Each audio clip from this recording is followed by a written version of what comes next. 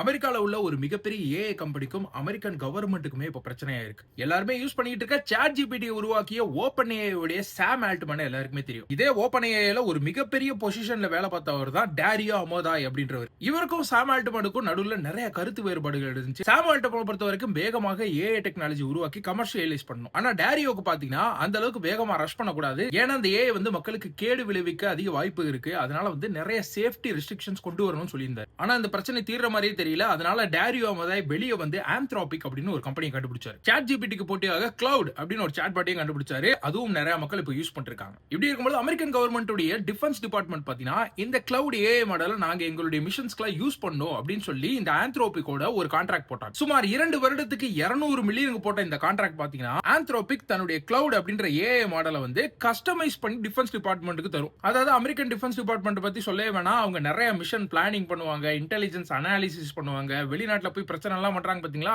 எல்லாத்துக்குமே இந்த AI use பண்றதா அவங்க நினைச்சிருந்தாங்க. சோ அந்த கான்ட்ராக்ட்ல பாத்தீங்கன்னா இந்த ஏஐ மாடலை நாங்க ஆல் லாஃபுல் பர்பஸ்க்கு யூஸ் பண்ணுவோம் அப்படின்ற மாதிரி கவர்மெண்ட் சொல்லி இருந்துச்சு. சோ இந்த கான்ட்ராக்ட் பாத்தீங்கன்னா போன வருடம் ஜூலை மாதம் சைன் பண்ணாங்க. எல்லாம் நல்லா தான் போயிட்டு இருந்துச்சு. அப்படி இருக்கும்போது இப்ப ஆந்த்ரோபிக் ஒரு பிரச்சனையை கொண்டு வந்திருக்காங்க. அவங்க சொல்ற ஒரு 2 முக்கியமான விஷயம் என்ன அப்படின்னு பாத்தீங்கன்னா, இந்த ஏஐ மாடலை வச்சு நீங்க வெளிநாட்டுல என்ன வேணா பிரச்சனை பண்ணிக்கோங்க, ஆனா உள்நாட்டிலே பாத்தீங்கன்னா முதலாவதாக இதை வச்சு மாஸ் சர்வேலன்ஸ் பண்ண போறாங்க, அமெரிக்கன் சிட்டிசன்ஸ் எல்லாத்தையும் கண்காணிக்க போறாங்கன்ற மாதிரி சொல்லியிருக்காங்க. இரண்டாவது பாத்தீங்கன்னா இந்த ஏஐ வச்சு அட்டானமஸ் கில்லிங் மிஷின் உருவாக்க போறாங்க. கிட்டத்தட்ட ஒரு ஏஐ ஆர்மி உருவாக்க போறாங்கன்ற மாதிரி சொல்லியிருக்காங்க. ஃபுல்லி அட்டானமஸ் மிஷின் என்ன அப்படின்னு பாத்தீங்கன்னா, இந்த ஏஐ டார்கெட் ஐடென்டிஃபை பண்ணி ட்ராக் பண்ணி அவங்கள கொன்றும். நடுவுல எந்த ஹியூமன் இன்டர்வென்ஷனுமே கிடையாது. இதனால ஒரு பெரிய பிரச்சனை ஏற்படுறதுக்கு வாய்ப்பு இருக்குன்ற மாதிரி சொல்லியிருக்காங்க. உக்ரைன் ரஷ்யா வார்ல கூட பாத்தீங்கன்னா இப்ப Ukraine semi autonomous weapons use பண்ணிருக்காங்க. அதாவது ஏஐ யூஸ் பண்ற இந்த மிஷின் பாத்தீங்கன்னா ஆட்டோமேட்டிக்கா ட்ராக் பண்ணி அதை டார்கெட் பண்ணிரும். ஆனா ஒரு ஹியூமன் போய் மேனுவலா அந்த டார்கெட் அட்டாக் பண்ணுமா வேணாமா தான் முடிவு எடுக்கணும். ஆனா அமெரிக்கா இப்ப ஆந்த்ரோபிக் கிட்ட வாங்குற அந்த ஏஐ மாடலை வச்சு ஃபுல்லி அட்டானமஸ் அதுவே எல்லாமே டிசைட் பண்ணும் அப்படின்ற மாதிரி சொல்லியிருக்காங்க. ஆந்த்ரோபிக் உருவான காரணமே பாத்தீங்கன்னா